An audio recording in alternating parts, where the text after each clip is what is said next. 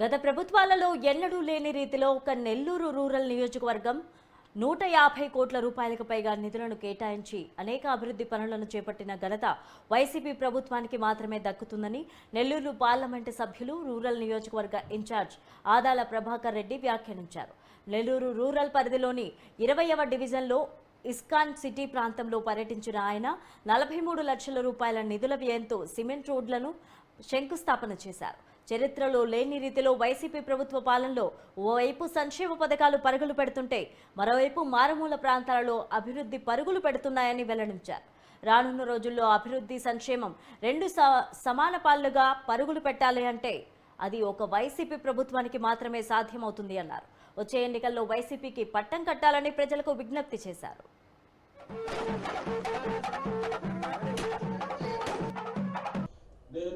ముఖ్యమంత్రి గారిని అడిగి ఇతరుల కంటే 2-3 రెట్లు ఈ సంవత్సరంలో ఎక్కువగా తీసుకురావడం జరిగింది.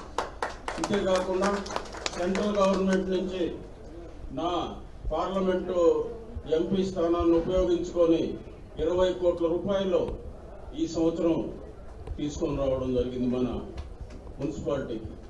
ఇవే కాకుండా నేను పార్లమెంటు నిధుల నుంచి ఎంపీ ల్యాడ్స్ సేవ్ చేసి 12 కోట్లు మనం ఇక్కడ ఈ ప్రాంతాల్లో అభివృద్ధి కోసం వినియోగించడం జరిగింది.